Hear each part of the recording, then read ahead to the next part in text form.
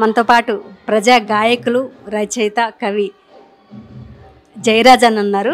గద్దర్ అన్నతో జయరాజ్ అన్నకున్న అనుబంధం తెలుసుకుందాం. అన్న నమస్తే. నమస్తే అమ్మా. మీరు ఎన్నో సంవత్సరాల నుంచి ఉద్యమాల్లో ఉన్నారు. గద్దర్ అన్నతో మీకున్న అనుబంధం ఎలాంటిదన్న? నేను గద్దరన్న సిరిమల్లె చెట్టు కింద లచ్చు అమ్మో లచ్చు అమ్మ నువ్వు చిన్న పోయి కూర్చున్నావు ఎందుకమ్మో ఎందుకమ్మా అలాంటి పాటలు విని నేను విప్లవ ఉద్యమంలోకి వచ్చాను. గద్దరన్నకు విప్లవ ఉద్యమంలో నాకు గద్దరన్నే గురువు. గద్దర్ అన్న ఒక హమ్ చేస్తారు కదన్న, అది ఒకసారి మాకు. అది అంటే అది ఆయనది, నేను అనుకరించలేను. ఆయనే కాబట్టి ఆయన పాటలు నా మీద ఎవరో ఈ బిడ్డలు నింగిల్లో నెలవంకలు ఎవరో ఈ పిల్లలు అడవి మల్లె పువ్వులు వాళ్ళ నడుముల్లో తూటాల దండలు వాళ్ళ నడకల్లో ఎర్రాని జెండలు ఇలాంటి పాటలన్నీ కూడా గద్దరన్న నాతో రాయించాడు. మీ ప్రయాణం గద్దర్ అన్నతో ఎన్ని సంవత్సరాల పాటు ఉందన్న? గద్దరన్నతోటి నాకు దాదాపుగా ఆయన జీవితంలో సగము, నేను నా జీవితంలో సగము ఆయన వెంబటి గడిచాము. మేము తెలంగాణ ఉద్యమంలో పాల్గొన్నాము, సింగరేణిలో పాల్గొన్నాము, అక్షరోద్యమంలో పాల్గొన్నాను. అన్నిటికీ సినిమా రంగంలో అన్ని రంగాలలో నేను ఆయన వెంట ఉన్నాను. గద్దర్ అన్న సమాజంలో ఎలాంటి మార్పు రావాలని ఎక్స్పెక్ట్ చేసేవాళ్ళన్న?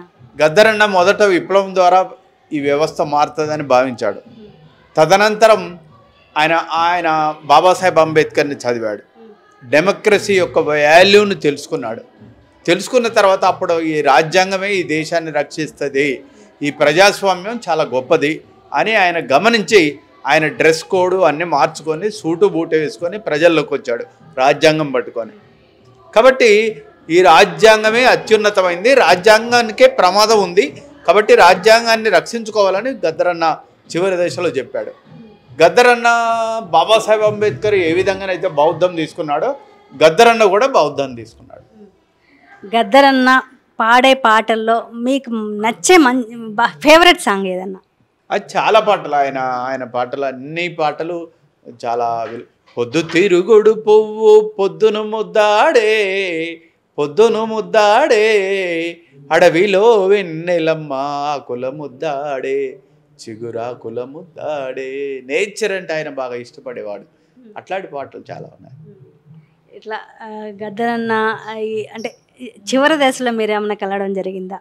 గద్దరన్న నేను ఆయన నీల్ జెండా పట్టుకున్నాడు, లాల్ జెండా పట్టుకున్నాడు, బుద్ధం శరణం గచ్చామి అని తిరిగాడు. ఒక్క మాటలో చెప్పాలంటే ఈ ప్రపంచంలో అత్యున్నతమైన కవి కళాకారుడు గద్దరన్న.